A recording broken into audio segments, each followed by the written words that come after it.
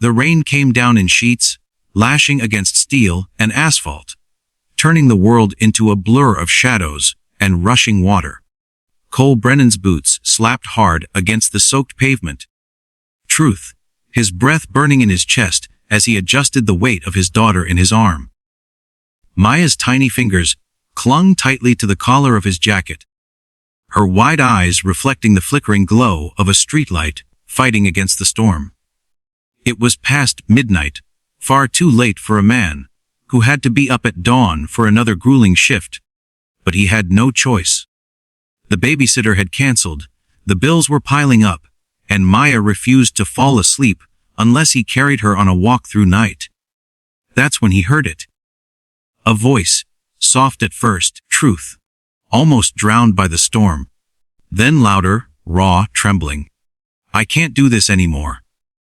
Cole froze in the middle of Millfield Bridge, his heartbeat sensing with the rumble of thunder overhead. His eyes darted toward the railing, where a slender figure leaned dangerously over the edge. The glow of the streetlight caught strands of wet hair, plastered to her face.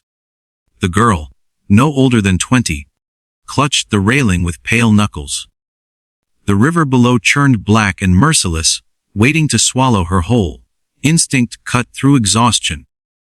Cole shifted Maya against his chest, his free hand reaching out as his voice cracked against the storm. Don't jump. The words ripped from him louder than he thought possible. They weren't just a plea. They were a command, a father's cry, the sound of a man who had fought too hard to watch someone else surrender. The girl's grip slipped, her body tilted forward. Cole lunged. With the strength of a man who had swung hammers and carried concrete his whole life, he caught her wrist at the last possible second. The momentum dragged him forward, his knees slamming into the bridge. Maya squealed in fright, but Cole tightened his arm around her and anchored himself to the railing with the other. The girl dangled over the abyss, rain stinging both their faces, her terrified gasp swallowed by the storm. I've got you, he gritted, his voice trembling. I'm not letting go. Do you hear me? I'm not letting go. Her sobs broke into the night. Why? Why would you save me? You don't even know me. Cole's jaw clenched. He thought of all the nights he had stared at overdue bills, truth. The mornings he dragged himself to a construction site on 2 hours of sleep. The times he wanted to give up but couldn't, because of the little girl holding onto him now.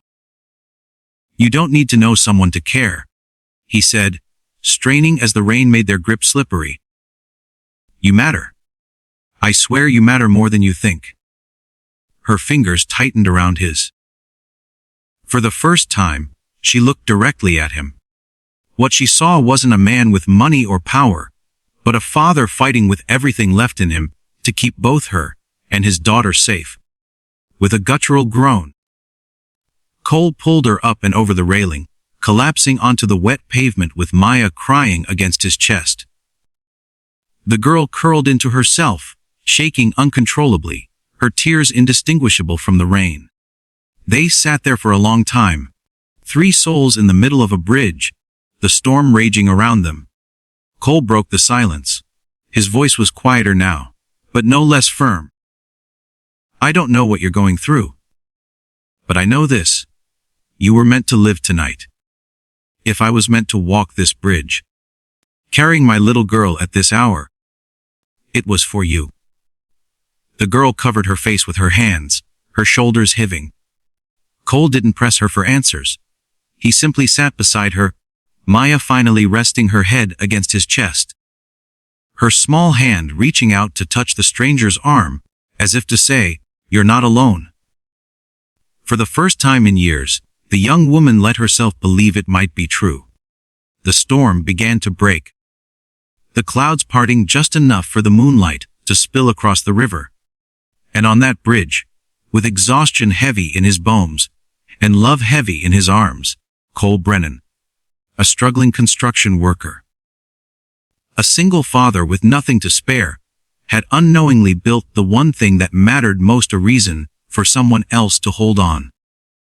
The storm passed as quickly as it had come, truth, leaving behind the sound of water dripping from the bridge rails, and the faint glimmer of moonlight pushing its way through the thinning clouds.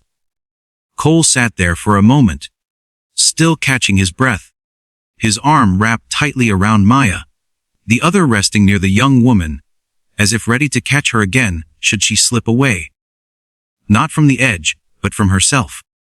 She wiped her face, her chest rising and falling in shaky breaths. "I was so sure no one would care," she whispered, her voice brittle, like glass ready to break. Cole shook his head, his wet hair plastered to his forehead. "You're wrong. Somebody always cares. You just don't see it when the pain blinds you." Maya, too young to understand the weight of what had just happened, reached out her tiny hand again and placed it gently on the girl's arm. "Don't cry," she said softly, her innocent words cutting deeper than anything Cole could have said. The young woman's face crumpled. She pressed her lips together and nodded, fresh tears streaming down,